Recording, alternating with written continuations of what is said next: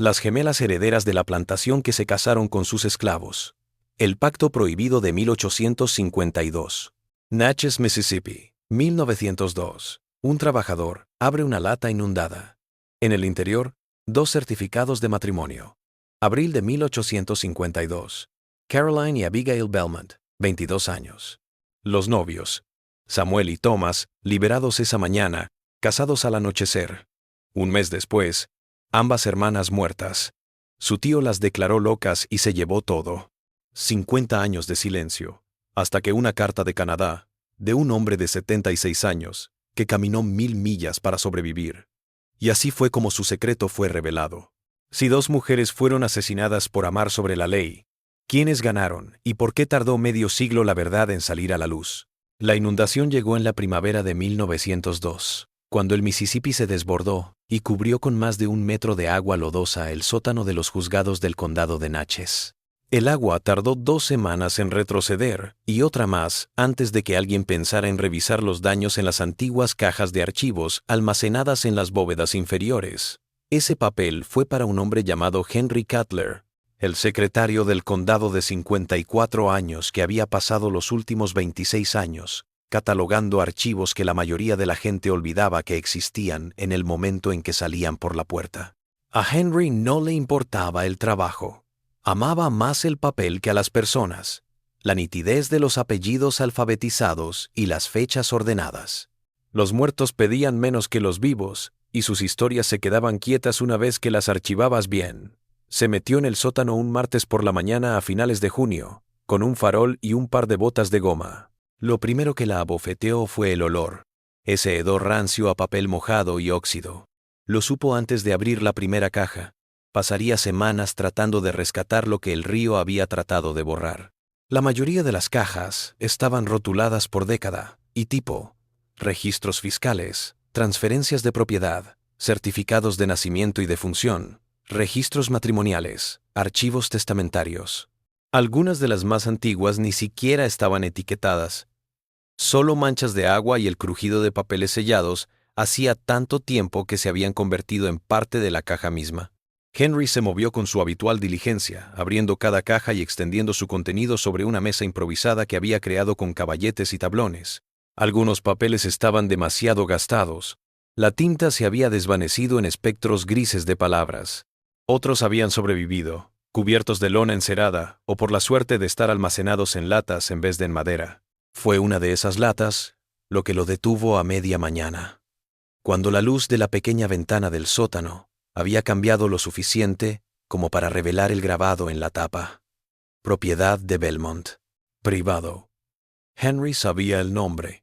Todos en Natchez mayores de 50 años sabían el nombre, aunque la mayoría no lo diría en voz alta. La plantación Belmont había sido una de las mayores del condado antes de la guerra. 640 acres de algodón y madera. Una casa con columnas visible desde el río. El último Belmont que la había tenido en sus manos había sido Thaddeus, el hermano menor de Josiah, que la había heredado cuando Josiah murió de cólera en el 52. Thaddeus había vendido la propiedad un año después y había abandonado Mississippi para siempre. Se había mudado a Atlanta o Charleston, algún lugar decente, donde la gente no hacía preguntas. La tierra se había dividido y vendido en partes. La casa se había quemado en el 63, durante la ocupación. Nunca nadie había habitado allí desde entonces. Henry abrió la lata con un destornillador de punta plana. En su interior, envueltos en lona encerada, había 3 documentos. Los 2 primeros eran certificados de matrimonio, en papel grueso, con bordes decorados y espacios rellenados a mano. Los leyó despacio, como leía todo, saboreando cada palabra antes de pasar a la siguiente. Caroline Belmont, de 22 años, casada con Samuel sin apellido, el 15 de abril de 1852, ante el reverendo Isaiah Brock, predicador errante, y 2 testigos, cuyos nombres eran Mercy Hale, partera, y Jacob Stern, herrero. El segundo certificado era idéntico. Abigail Belmont, 22 años, casada con Thomas sin apellido, misma fecha, mismos testigos, mismo reverendo. Henry dejó los certificados y tomó el tercero. Un acta de manumisión firmada y notariada del 12 de abril de 1852, 3 días antes de los matrimonios. El documento era conciso y formal. Caroline Belmont y Abigail Belmont, herederas únicas de la propiedad del difunto Josiah Belmont, Ontelment, Belmont, Al de Belmont, por la presente liberan para siempre de la esclavitud a las siguientes personas: Samuel Tate, carpintero calificado, de 24 años. Thomas Mercer, carpintero calificado, de 26 años. El documento estaba notariado en Natchez y firmado por ambas mujeres con letra firme y clara. Se sentó en el taburete que había traído de arriba. Había sido secretario el tiempo suficiente para reconocer lo que estaba viendo. 2 mujeres blancas, herederas de una plantación, habían liberado a 2 hombres esclavizados y se habían casado con ellos en la misma semana en Mississippi, en 1852, 9 años antes de la guerra. No solo era escandaloso, era imposible. Los matrimonios entre mujeres blancas y hombres negros no solo eran mal considerados o socialmente destructivos, eran ilegales bajo la ley estatal, nulos desde el principio. Cualquiera que realizara una ceremonia así podía ser acusado de mestizaje y rebelión. Las sanciones iban desde la cárcel hasta el linchamiento, según lo rápido que se reuniera la multitud.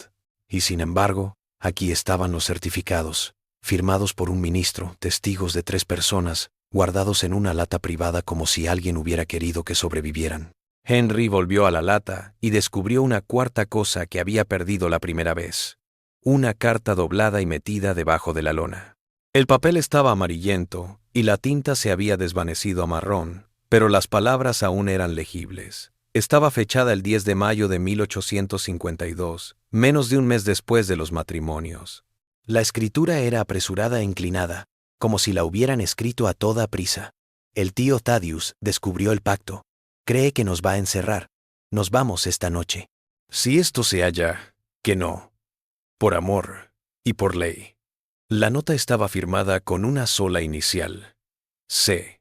Henry leyó la carta 3 veces. Luego se puso en pie, fue hasta las escaleras del sótano y cerró la puerta por dentro. No iba a dejar que nadie interrumpiera lo que iba a pasar. Volvió a la mesa y desplegó los documentos en orden. Manumisión el 12, matrimonios el 15, carta el 10 de mayo. Se quitó el cuaderno del bolsillo del abrigo y empezó a escribir lo que sabía. Josiah Belmont había fallecido en enero del 52. En su testamento había dejado la herencia a sus 2 hijas gemelas, Caroline y Abigail, a partes iguales. Ambas tenían 22 años cuando fallecieron, lo que significaba que eran mayores de edad y podían hacer lo que quisieran sin permiso de un tutor. Pero la ley de Mississippi también permitía el nombramiento de tutores ad litem si se consideraba que los herederos eran demasiado jóvenes o inexpertos para administrar grandes propiedades. Ni hacía falta que Henry revisara los archivos para adivinar quién habría sido ese tutor. Thaddeus Belmont, el hermano menor, el que vendió todo y huyó. Henry trepó las escaleras, abrió la puerta y entró en la sala de archivos del segundo piso, donde se guardaban los registros históricos de transferencias de propiedades.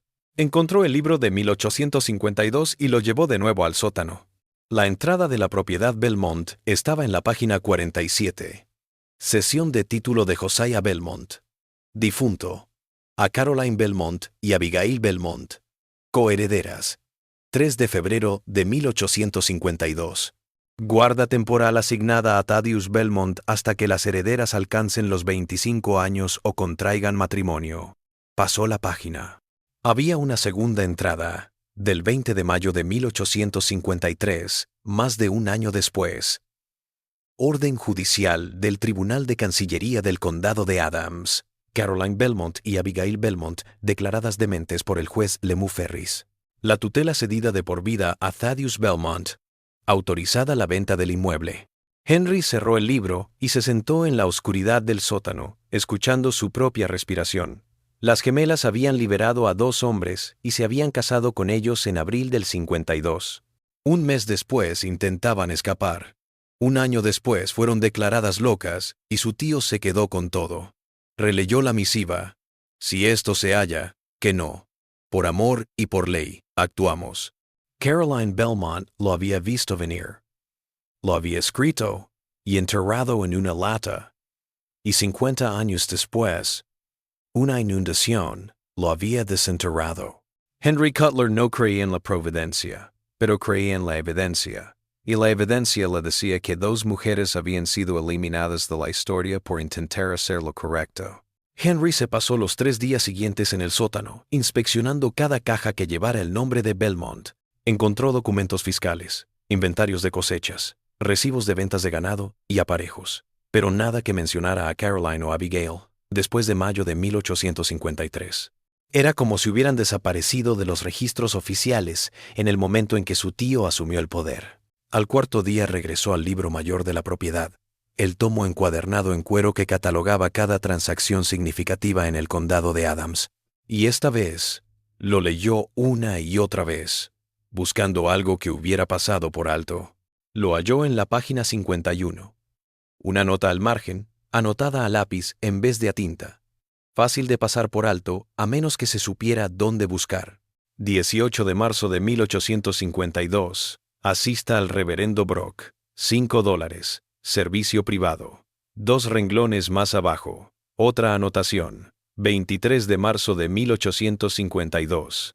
Notario de manumisión. $12. Henry se reclinó y calculó. Los pagos se realizaron en marzo. El acta de manumisión era del 12 de abril. Los matrimonios fueron el 15 de abril. Alguien lo había estado planeando durante semanas, reuniendo las piezas, pagando por adelantado para que no hubiera demoras cuando llegara el momento. Pasó la página y descubrió una tercera entrada que le apretó el pecho. 14 de mayo de 1853. Orden judicial de comparecencia. Caroline Belmont y Abigail Belmont, declaradas dementes, con efecto inmediato. Tutela asignada a Thaddeus Belmont por el Tribunal de Cancillería del Condado de Adams, en votación unánime. Bienes de la propiedad congelados a la espera de revisión. Henry volvió a leer la fecha. 14 de mayo de 1853. Exactamente 13 meses después de las bodas. Exactamente 1 año y 4 días después de la carta que decía, el tío Thaddeus descubrió el pacto. Sacó su cuaderno y empezó a escribir una línea de tiempo.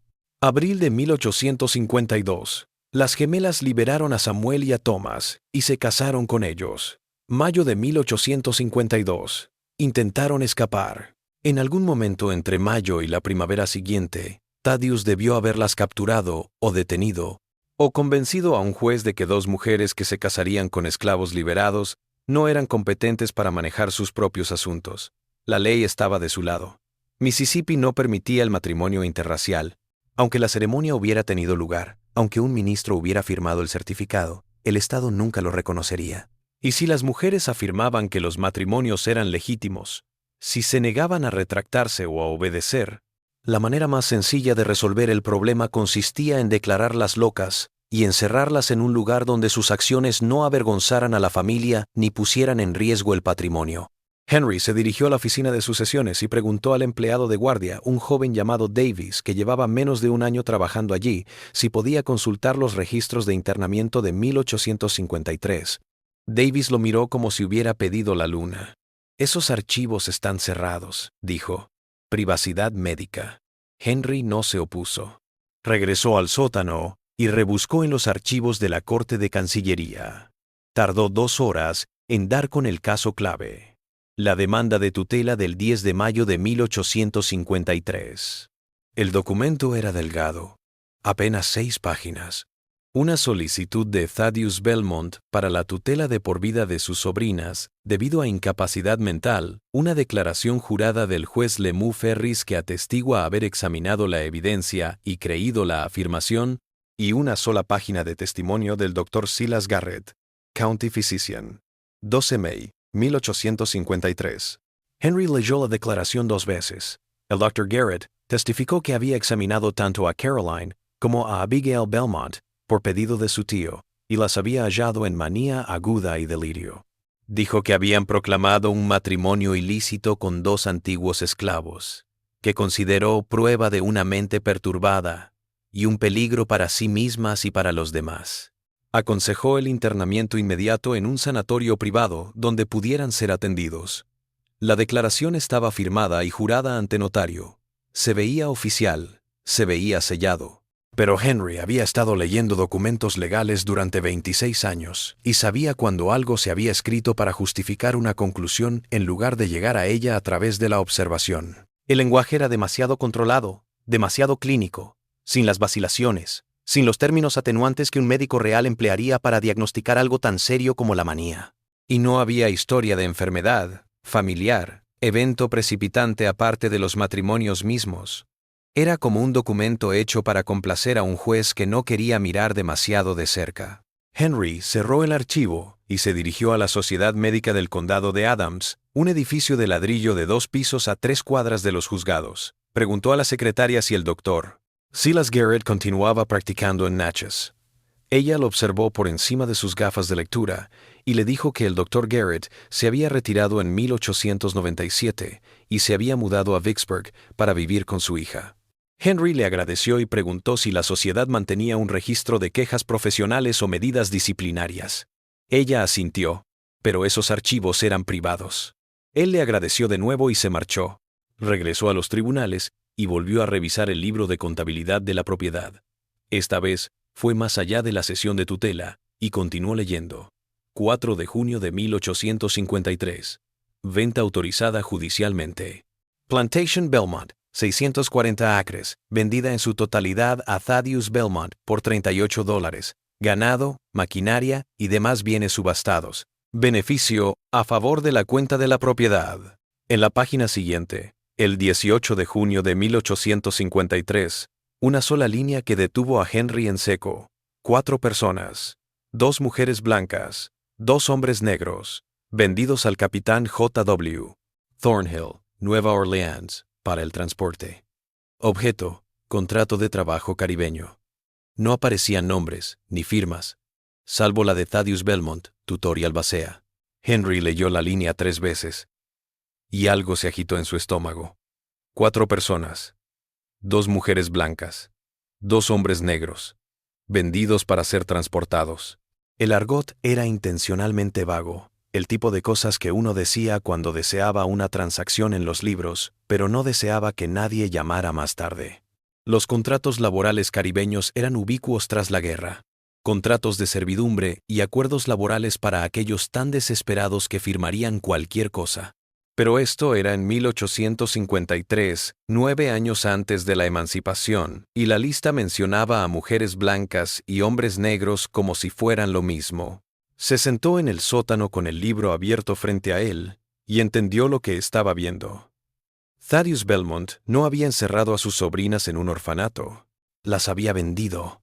Había vendido a Samuel y a Thomas con ellas, deshaciéndose de los 4 de Natchez de una sola vez, ocultándolo bajo el término legal de transporte y contrato para que nadie lo llamara por su nombre. Henry no sabía si los habían mandado a Cuba, Haití o alguna isla sin nombre donde la mano de obra era barata y no preguntaba. No sabía si habían sobrevivido al viaje, si habían muerto en la bodega o si habían trabajado hasta morir en campos de caña en un año.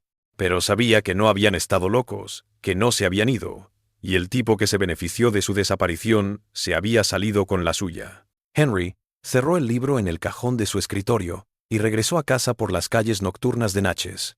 Había estado en los tribunales durante más de 20 años, y nunca me había molestado en llevarme un documento fuera del edificio. Pero esa noche llevaba los certificados de matrimonio y la carta en el bolsillo del abrigo, envueltos en tela encerada, porque no confiaba en lo que pudiera ocurrir si los dejaba. 50 años era una eternidad. Pero el hijo de Thaddeus Belmont era senador estatal, su nieto dirigía el banco más grande del condado, y Henry había aprendido hacía mucho que las familias poderosas tenían buena memoria y aún mejor alcance. Henry no pudo dormir. Yacía en su pequeña cama de la pensión de State Street y miraba el techo, pensando en 4 personas que habían sido arrancadas del mundo como si nunca hubieran estado allí. Continuaba regresando al reverendo Brock, el predicador errante que había certificado el matrimonio y cobrado $5 por un servicio privado. Henry nunca lo había conocido. Brock había fallecido en 1879, 23 años antes. pero su nombre aún figuraba en los registros de la iglesia y sus posesiones habían sido donadas. Y ese iba a ser su próximo movimiento, decidió Henry. A la mañana siguiente, acudió a la Sociedad Histórica del Condado de Adams, una oficina llena a reventar sobre una tienda de artículos secos, regentada por una viuda llamada Sea Calloway, que manejaba el pasado como si fuera una colección de tazas de té que se romperían si se movían demasiado rápido. Henry preguntó si la sociedad tenía en su poder algún documento de identificación del reverendo Isaiah Brock. La Seya Calloway lo observó con la suspicacia de quien no recibe visitas y le dijo que tenían un cofre con sus pertenencias en la trastienda, donado por su hija en 1880. Nadie lo había revisado en años. ¿Puedo verlo?, preguntó Henry. Ella vaciló y luego lo llevó a un armario que apestaba a polvo y tela vieja.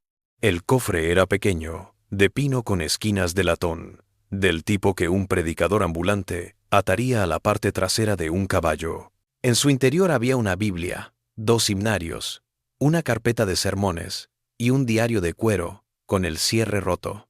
Henry abrió el diario con cuidado. Las hojas estaban repletas de anotaciones con letra pequeña y apresurada, fechadas por año, pero no siempre por mes. Hojeó 1851, 52, y lo descubrió en abril. 16 de abril de 1852. Casé a Caroline con Samuel, a Abigail con Thomas. Ellos me lo pidieron. He visto muchos pecados en la tierra, pero estos 4 solo mostraron valor. Las mujeres liberaron a los hombres esa mañana. Por la tarde, los 4 eran marido y mujer ante Dios. Iban a salir de Mississippi antes de fin de mes. Henry volvió a leer las palabras, despacio. A pedido de ellas, las mujeres libertaron a los hombres esa mañana. Brock había sabido lo que estaba haciendo. Había casado en bodas ilegales, en conocimiento de causa, porque creía que era lo correcto. La siguiente entrada estaba fechada el 7 de mayo de 1852. Thaddeus Belmont llegó a mi puerta anoche. Amenazó con acusarme de encubrir fugitivos. Le dije que los hombres fueron liberados legalmente, los matrimonios legítimos. Dijo que la ley nunca reconocería tales matrimonios, ni tampoco ningún juez en Natchez. Dijo que si le contaba esto a alguien, me ahorcaría. Soy viejo. No puedo pelear con él.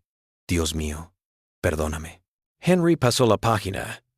2 de junio de 1852. Enterré a Caroline y Abigail Belmont esta mañana. Thaddeus dijo que se envenenaron juntas, locas por su amor. Ningún médico las revisó. Prohibió una investigación. Samuel y Thomas se han ido. Espero que hayan escapado. Yo no pude. Henry se detuvo. Enterrada, no a la venta, no llevadas, enterrada. Hojeó el resto del libro en busca de más y descubrió una última entrada, del 9 de julio de 1852. Thaddeus Belmont me visitó de nuevo. Dijo: si alguna vez abro la boca, mi iglesia se quemará y me colgarán a su lado. Soy viejo. No tengo valor para pelear. He escrito la verdad aquí. Que otro más valiente la encuentre. La entrada se acababa allí. El resto del diario estaba en blanco, como si Brock hubiera pensado que no había nada más que mereciera la pena anotar. Se sentó en una caja de madera en el armario de almacenamiento, sosteniendo el diario con ambas manos. El acta de venta era falsa. El viaje al Caribe, el contrato de trabajo, todo inventado. Thaddeus Belmont había matado a sus sobrinas y las había enterrado en secreto, probablemente en las tierras de la plantación donde nadie preguntaría. Y Samuel y Thomas habían escapado o habían muerto en el intento. El reverendo había conocido la verdad y la había anotado, pero había tenido demasiado miedo para actuar. Henry entendía ese temor. Él mismo lo sabía.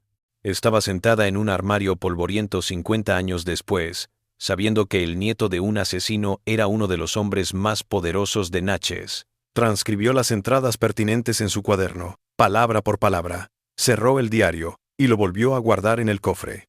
La Sra. Calloway le preguntó si había encontrado lo que buscaba. Asintió Henry. Gracias. Volvió a los tribunales con las páginas del diario quemándose en el bolsillo. Ahora tenía evidencia. No solo los certificados de matrimonio y la carta, sino un hombre que había visto las consecuencias. Caroline y Abigail Belmont No estaban locas. No se habían vendido. Habían sido asesinadas, y su tío les había robado todo.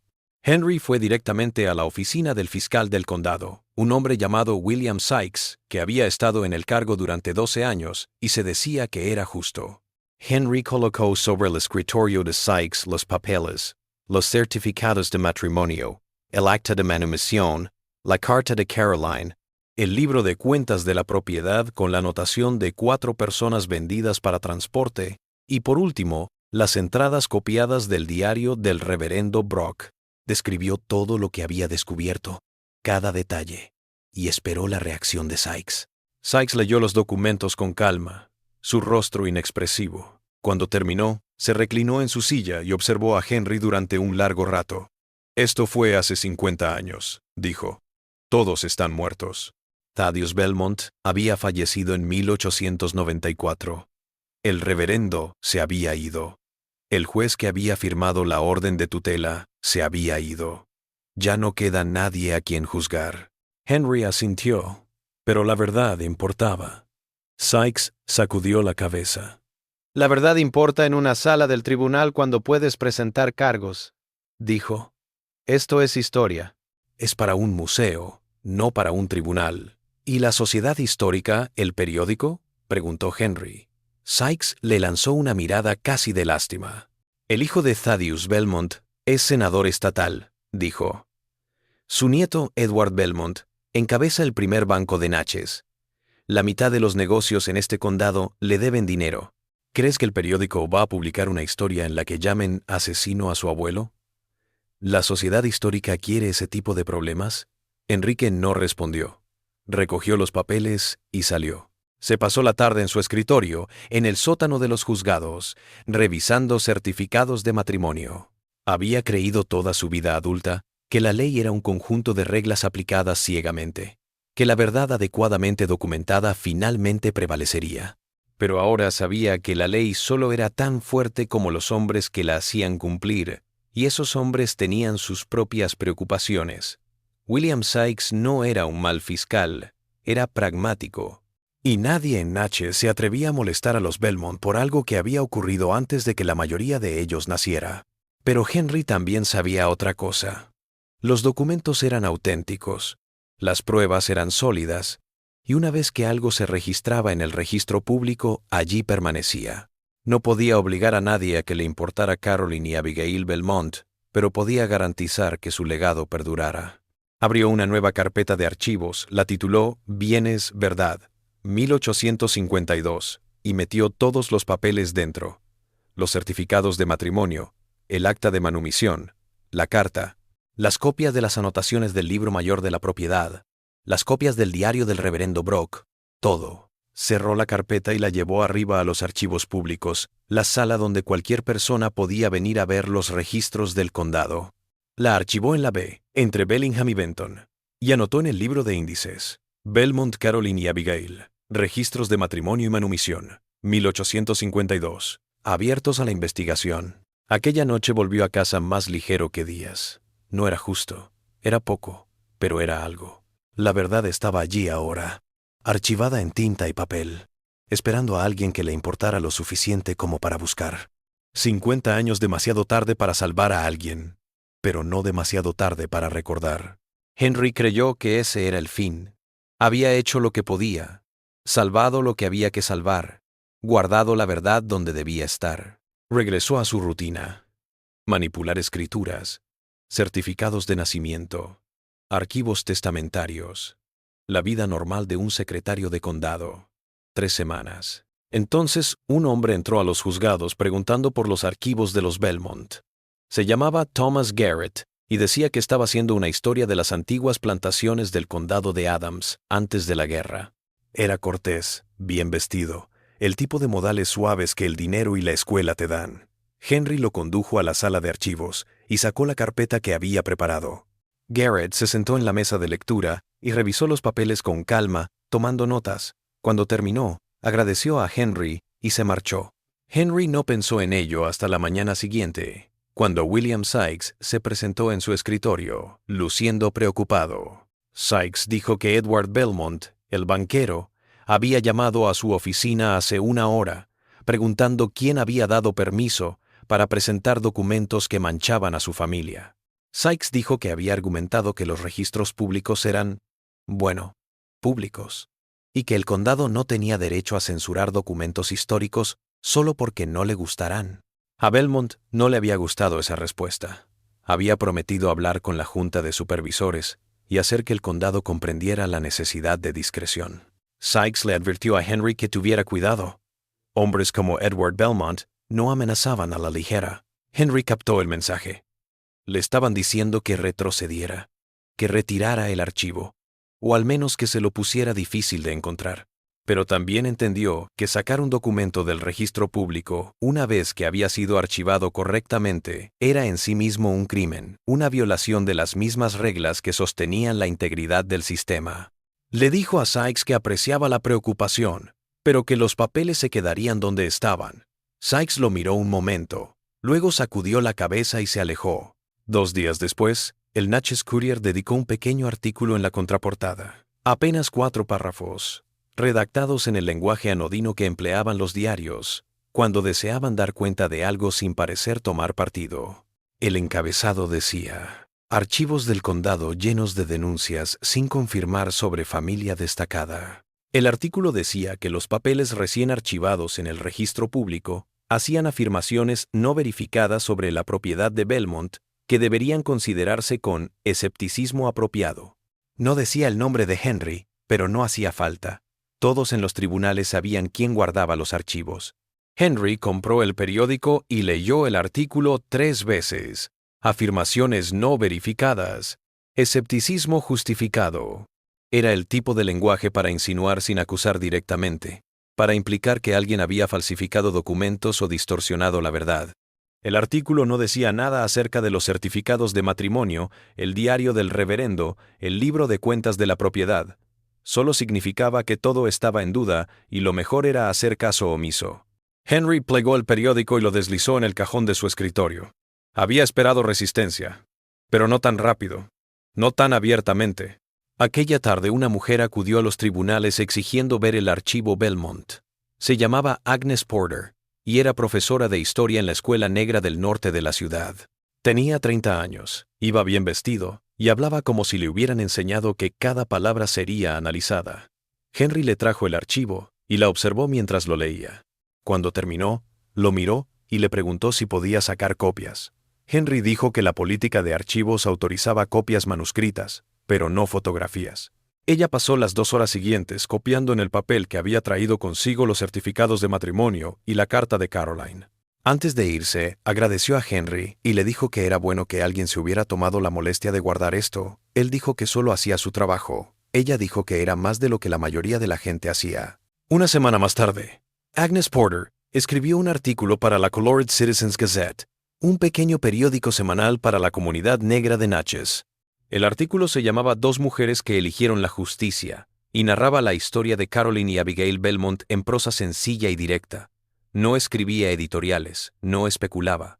Se limitaba a mostrar lo que decía el archivo y a señalar que ambas mujeres habían sido eliminadas de la historia porque se habían casado con hombres liberados. El artículo concluía con una sola pregunta: si la ley no respeta el valor, ¿quién lo hará? Henry no vio el artículo hasta que alguien dejó una copia en su escritorio 3 días después de que se publicara. Lo leyó en el sótano de los juzgados, sentándose solo en el suelo, y por primera vez desde que había destapado la lata inundada, sintió algo más que frustración. Alguien había leído los papeles. Alguien había captado lo que eran. Alguien se había tomado el tiempo de escribirlo y publicarlo. No era gran cosa. The Colored Citizens Gazette reached maybe 300 readers, mostly working-class families, with no political clout, pero era más que eso. La reacción de la comunidad blanca fue inmediata y predecible.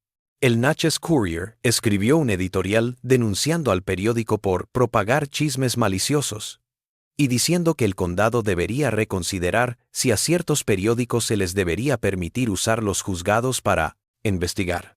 2 supervisores hablaron en reuniones públicas sobre la necesidad de salvaguardar el buen nombre de las familias fundadoras. El propio Edward Belmont escribió una carta al editor llamando todo el asunto una invención calculada para provocar animosidad racial y exigiendo una disculpa. Henry continuó yendo a trabajar.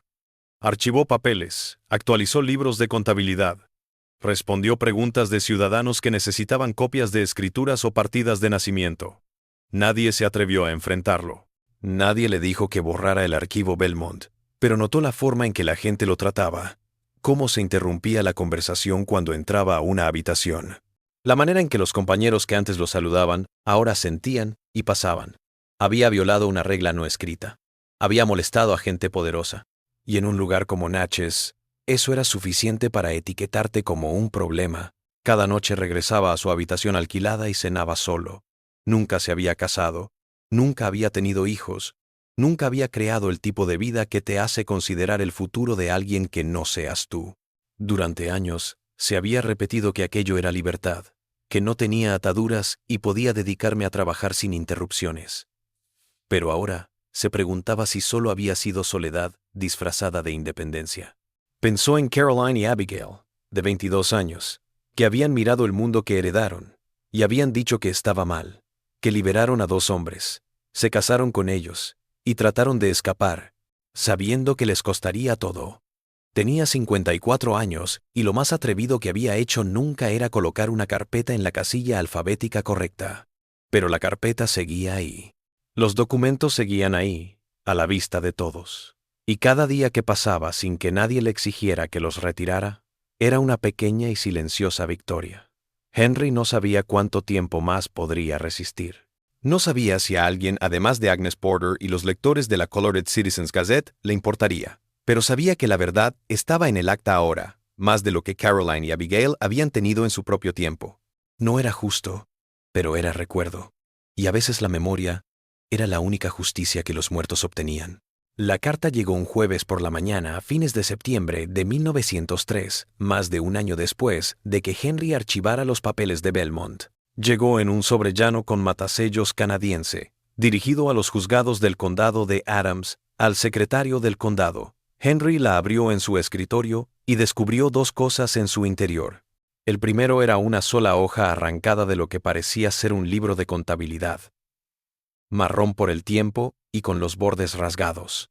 La segunda era una nota manuscrita en papel rayado con letra temblorosa y cuidadosa. La carta se abría sin rodeos. Mi nombre es Samuel Tate. Tengo 76 años. Nací esclavo en Mississippi. En 1852, Caroline Belmont me liberó y me desposó. Su hermana Abigail fue liberada y se casó con mi hermano Thomas.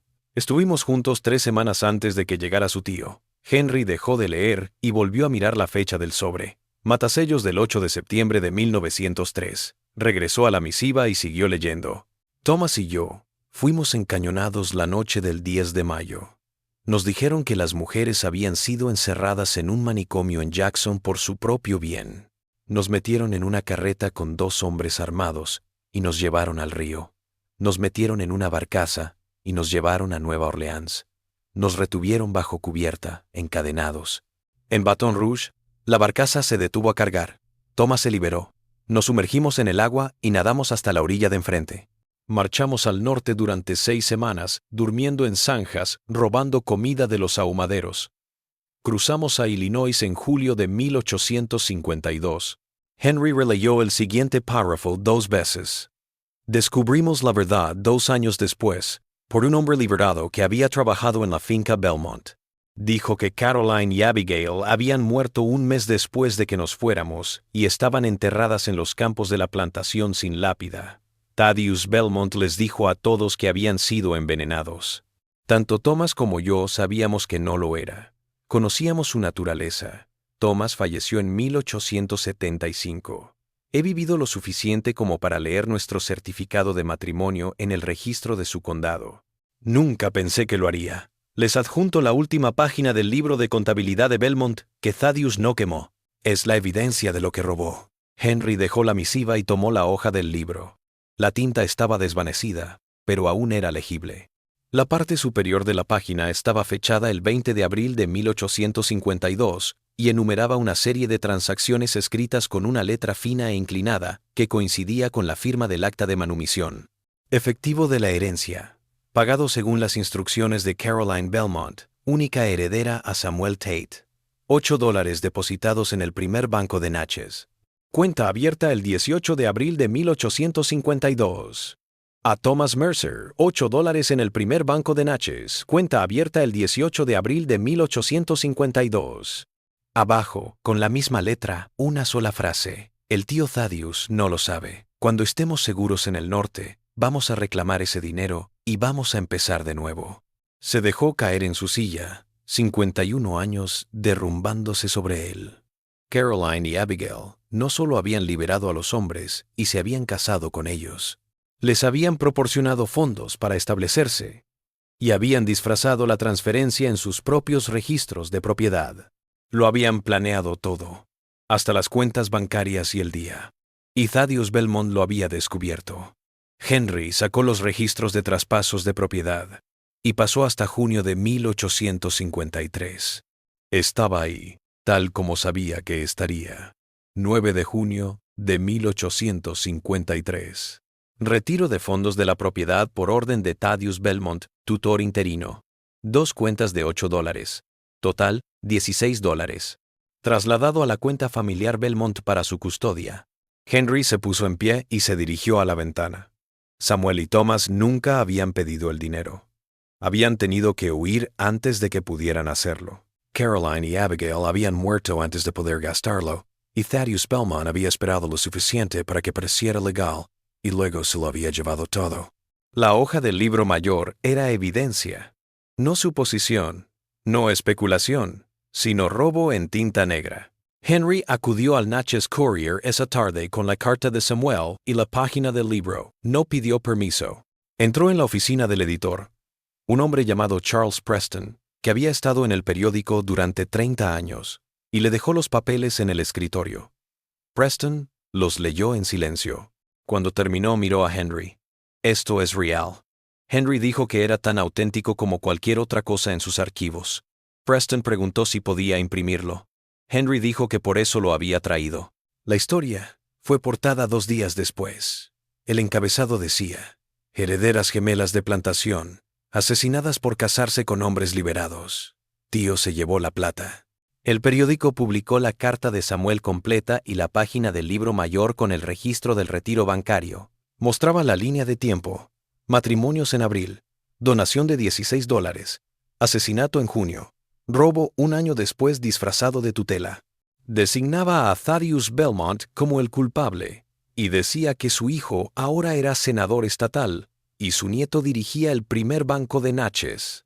Edward Belmont respondió en 24 horas. Su abogado envió una carta amenazando con una demanda por difamación y exigiendo una retractación. Charles Preston publicó la carta en la página 2, junto con su respuesta. La respuesta fue: los documentos son públicos. El secretario del condado ha certificado su autenticidad. Si su cliente niega los hechos, puede probarlo. No se aportó ninguna evidencia. 3 días después, Edward Belmont renunció a la junta bancaria, aduciendo motivos personales. Su carta de renuncia ni siquiera citaba el artículo o las acusaciones. Solo agradecía a la comunidad por tantos años de apoyo, y le deseaba al banco muchos años más de éxito. La historia llegó más allá de Natchez. Los periódicos de Vicksburg y Jackson se hicieron eco. Un periodista de Nueva Orleans vino a entrevistar a Henry y pasó la tarde en el archivo. La Sociedad Histórica de Mississippi pidió copias de todos los papeles para sus archivos. Agnes Porter escribió un artículo de continuación en la Colored Citizens Gazette diciendo que Samuel Tate había vivido 76 años con el recuerdo de una mujer que lo había amado lo suficiente como para arriesgarlo todo, y que su valentía, al hablar, finalmente merecía ser celebrada tanto como la de ella. 2 semanas después del artículo, un cantero llegó a los tribunales del condado de Adams con una propuesta. Quería hacer un marcador en memoria de Caroline Belmont, Abigail Belmont, Samuel Tate y Thomas Mercer, para ponerlo en el jardín conmemorativo del condado donde se grababan los nombres de ciudadanos ilustres. La Junta de Supervisores consideró la solicitud en 3 reuniones antes de aprobarla, en una votación de 4-3. El marcador se colocó en noviembre de 1903. Una simple piedra de granito con 4 nombres y 4 palabras. Asesinados por amor y justicia, 1852. Henry fue a la dedicación una tarde fría bajo un cielo de pizarra. Había tal vez 30 personas allí, la mayoría de la Escuela Negra y del Colored Citizens Gazette.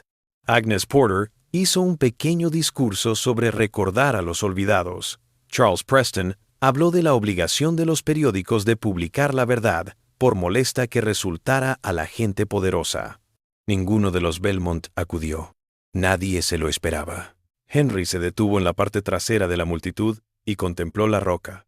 4 nombres que habían permanecido ocultos durante 51 años, ahora grabados en granito donde la lluvia y el tiempo no podían borrarlos. No era la justicia que Caroline y Abigail merecían. No las traería de vuelta ni castigaría al hombre que las mató. Pero era algo. Había sido la memoria inmortalizada, y había ocurrido porque un anciano en Canadá había vivido lo suficiente para escribir una carta, y porque un secretario en un sótano de juzgados se había negado a dejar que la verdad permaneciera enterrada. Samuel Tate falleció 3 meses después, en enero de 1904. En el anuncio mortuorio del periódico de Ontario, se decía que se había casado una vez, 51 años atrás, con una mujer llamada Caroline, y que había trabajado de carpintero y enseñado a leer a gente liberada. Decía que no le quedaba familia, pero era conocido. Henry leyó el obituario y pensó en un hombre que había caminado 1000 millas para permanecer vivo, que había vivido casi un siglo con una historia que nadie creería hasta que la evidencia surgió de un sótano inundado. Samuel había leído el nombre de su esposa en una lápida. Había leído el nombre de su asesino en el periódico. 51 años tarde, pero lo había visto. Y esa, pensó Henry, era la única justicia que algunas personas conseguían. El que llegaba tarde, con paciencia, suerte, y alguien que llevara la contabilidad, el tipo que importaba, de todos modos.